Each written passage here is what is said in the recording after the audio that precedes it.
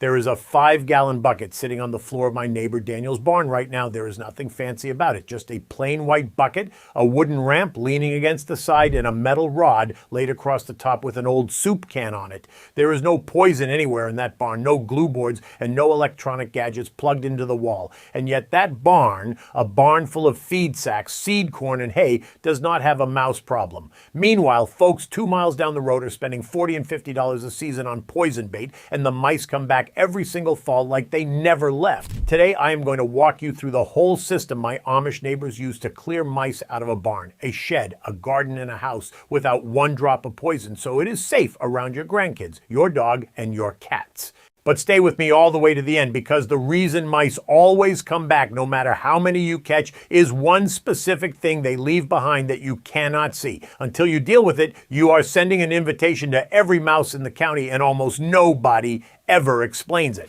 I'm Bill, though most folks online know me as Backyard Bill. I garden on a little piece of land in rural Ohio right alongside an Amish settlement, and those neighbors have been my friends and my greatest teachers. For too many years, I fought every pest on my place with whatever the hardware store shelf was selling, and I lost. Most of what I'm going to show you today came over the fence from my friend Daniel. Now, if you have mice right now, I know what the store is telling you to do. The rodenticide aisle, the little green bait blocks, the plastic bait stations. I used all of it for years, and I want to be honest about what it cost me. First, poison does not kill a mouse where you can find it.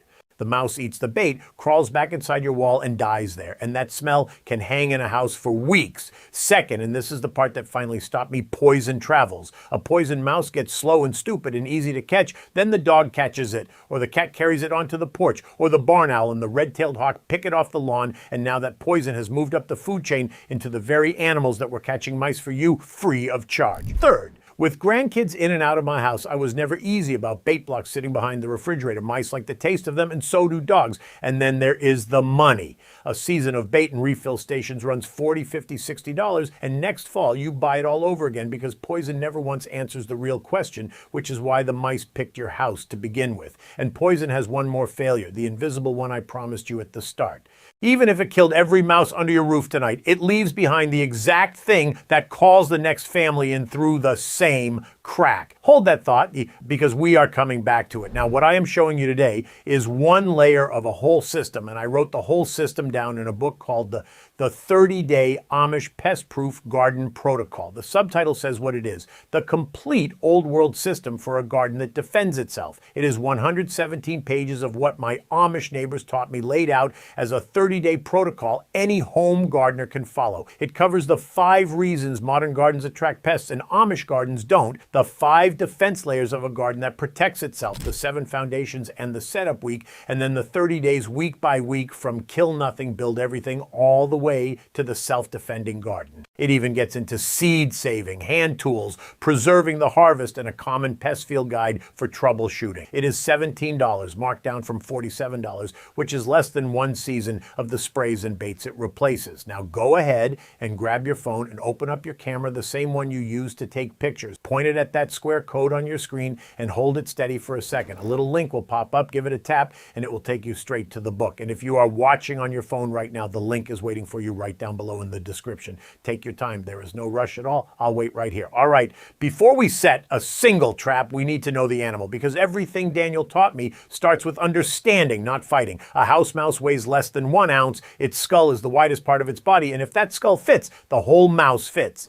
That means a mouse can squeeze through a gap of 1/4 of an inch. 1/4 of an inch. That is 1/4 of 1 inch, about the width of a pencil or a round hole the size of a dime. When you understand that number, you understand why mice laugh at a closed garage door. Now the breeding math, and this is the part that should light a fire under you. A female mouse can have her first litter at around 2 months old. Each litter runs 5 or 6 pups, and in a warm house with food, she can raise a new litter nearly every month. 2 mice slipping in behind your dryer vent in October can turn into dozens of mice in the walls by January. That is why waiting never works. But mice have weaknesses too, and the Amish system is built on them. A mouse is nearly blind. It does not stroll across the middle of your kitchen floor. It travels with its whiskers brushing the baseboard, hugging the wall of the basement, the barn, the shed, running the same routes night after night. It rarely lives more than 10 to 30 feet from its food. Remember those two things, the walls and the routes, because they decide where every trap in this video goes, and they connect straight to that invisible thing I promised you at the start. Step 1 is the food, and this is where Daniel's barn taught me the most. Walk into that barn, and every sack of feed lives inside a galvanized steel can with the lid pressed down tight. Not plastic bins, because a mouse chews through a plastic bin in one night. Steel. So here is your first job. Get yourself 1 or 2 galvanized steel trash cans from the hardware store, about $20 each. Pour the bird seed into one, pour the dog food or the chicken feed into the other. Press each lid down snug inside the house. Go through the pantry on a slow afternoon. Move the flour, the rice, the oats, and the cereal into glass jars or metal tins with real lids. Put the bread in a bread box or the refrigerator. Pick up the pet food bowl every night before bed and wash it. If you feed the birds, move the feeder at least 30 feet from the house and rake up the spilled seed underneath once a week, because a bird feeder against the house is a mouse diner with a heated hotel next door. Out in the garden, pick up dropped tomatoes and fallen apples and keep meat and grease out of the compost pile. Take a full weekend for all of this. There is no rush. When the food is gone, half your mouse pressure leaves with it, and everything else we do works twice as well. Step 2 is sealing. And this is where that 1/4 inch number earns its keep. Wait for a mild evening and walk the outside of your house slowly with a flashlight. Check where the water pipes and the gas line enter the wall. Check the dryer vent. Check the corners of the garage door. Check where the siding meets the foundation. Any gap a dime could slide into is a front door for a mouse. Here is how the old timers close them. Take coarse steel wool, or better yet copper mesh, and stuff it deep into the gap with a screwdriver. Mice will not chew through it because it hurts their teeth. Then run a bead of caulk over the top to seal it from weather. One gap at a time, steel wool first, caulk second. For anything bigger like a busted crawl space vent or a hole behind the shed, cut a piece of 1/4 inch hardware cloth, which is just stiff wire mesh, and screw it over the opening. 1/4 inch mesh, remember, because anything wider and the mouse walks through like it owns the place. Finish with a rubber door sweep on the garage door and the shed door, $10 a piece. When you are done, walk it one more time with fresh eyes. Sealing is slow, patient work, and it is the least exciting job in this whole video. But Daniel would tell you it is the one that matters most. A mouse that cannot get in does not need to be caught. Step 3 moves outside, because your yard decides how many mice ever reach the wall in the first place. A mouse crossing open ground is owl food, and it knows it, so mice travel undercover. Look at what is touching your foundation right now. If the firewood pile leans against the house, move it at least 20 feet away and get it up off the ground on a rack. Pull the ivy off the wall, trim the shrubs so nothing touches the siding. Mow the tall grass along the fence line. Then, if you want the finishing touch I saw all around the settlement, lay a gravel strip about 18 inches wide along the foundation, 18 inches of open gravel. A mouse hates crossing it because there is nowhere to hide and nothing to smell like home. In the vegetable garden, keep the deep mulch pulled back a foot from any building and clean up the squash vines and corn stalks at the end of the season instead of letting them lie all winter. None of this costs much more than a Saturday. What it buys you is a yard where a mouse has to make a long, dangerous, naked run just to reach your wall, and most of them never try. Now the part you've been waiting for, the bucket in Daniel's barn, and you can build one tonight for under $10. Take a 5-gallon bucket, drill one hole just under the rim and a second hole directly across from it. Now take an empty soup can and punch a hole in the center of both ends. Run a metal rod or a straightened wire coat hanger through the can so the can spins freely like a rolling pin. Set the ends of the rod through the 2 holes in the bucket rim so the can hangs over the middle of the bucket and spins at a touch. Smear a ring of peanut butter around the middle of the can. Lean a scrap board against the side as a ramp. That is the whole trap. The mouse smells the peanut butter, walks the ramp, steps onto the can rolls, and the mouse drops in the bucket and cannot jump the smooth sides. Put 4 or 5 inches of water in the bottom, and it is a quick killing trap, which is what the title of this video promised you and what a working barn uses.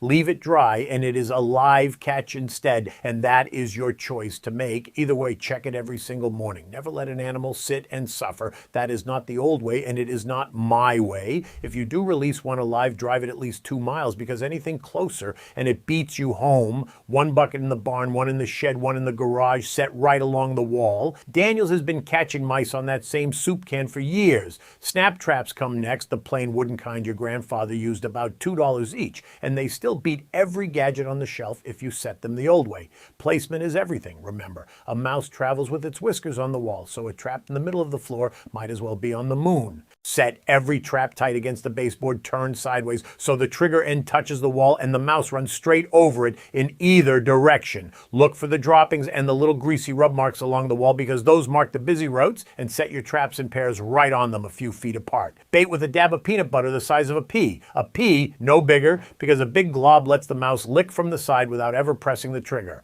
Now the trick that most folks never hear. Mice are deeply suspicious of anything new on their route. So for the first 2 nights, bait the traps, but do not set them. Let the mice eat free peanut butter and decide the traps are furniture. On the 3rd night, bait them and set them all. The 3rd morning is usually the biggest catch you will ever have. Wear gloves when you handle them, and keep set traps where the dog and the grandkids cannot reach, behind the stove, inside the cabinet, or under an upturned box with a small hole cut in the side. And remember that invisible thing mice leave behind. The thing I keep promising you, it is the very reason wall placement works and floor placement fails. We are almost there. Before we get to it, let me save you some money on the stuff that does not work, because I bought all of it once. Peppermint oil smells wonderful in your kitchen, and the mice will nest 6 inches from the cotton ball. The ultrasonic plug-in repellers make a noise mice get used to inside a week, and I have personally found a nest sitting behind one. Do not use mothballs for mice, not ever. They are a pesticide meant for sealed containers.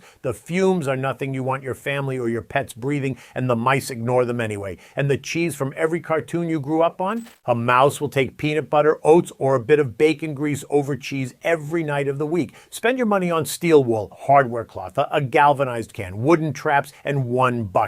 That is the whole shopping list, and most of it you buy once in your life. There is one more ally the settlement uses, and it works the night shift for free: barn owls. Daniel's community keeps owl boxes up on poles at the field edges, and a single barn owl family raising chicks can take 1,000 mice and voles in one season. 1,000. You can buy or build a barn owl box, mount it 12 to 15 feet up on a pole or the gable end of a barn facing open ground, and let nature staff your night patrol. And here is where everything circles back to the poison talk from the beginning. Put out poison, and the slow poison mice are the easiest ones for that owl to catch. The poison that was supposed to solve your problem quietly kills the 100 that would have solved it forever.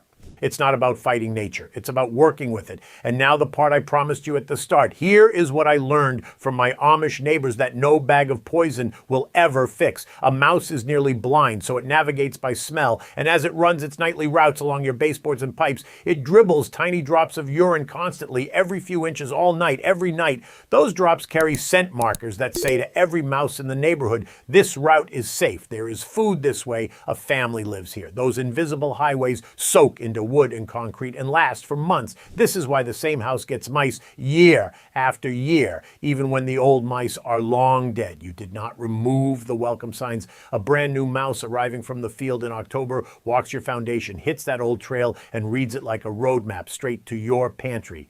So the final step, after the food is locked up, the gaps are sealed, and the traps have done their work, is to erase the map. Mix white vinegar and warm water, half and half, in a spray bottle. Put on rubber gloves. First, wherever you find droppings, spray them until they are wet, and let them sit 10 minutes before you wipe. Never sweep them up dry, because dry droppings can put dust in the air you do not want to breathe. Then work down every runway you found, the baseboards, the shelf edges, behind the stove, along the sill plate in the basement, the walls of the shed, and wipe it all down. You are not just cleaning. You are tearing down every road sign that ever pointed a mouse to your door. Daniel put it better than I ever could. He told me you have not gotten rid of mice until the next mouse has no reason to believe any mouse ever lived there. And that is the heart of what Daniel taught me, that a place defends itself when you stop treating symptoms and rebuild the system. And the book is the whole 30 days of it, layer by layer. The 30-day Amish Pest-Proof Garden Protocol takes what we did today for mice and does it for every pest in the garden. The 5 defense layers,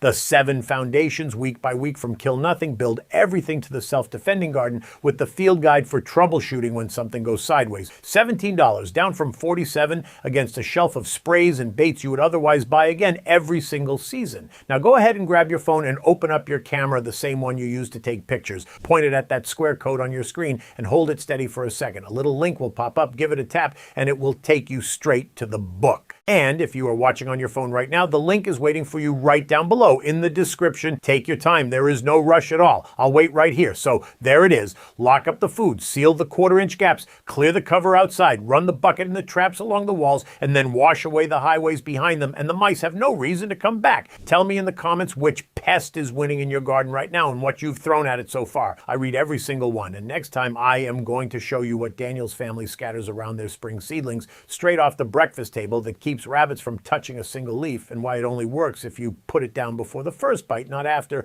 Work with nature, not against it, and I'll see you in the garden.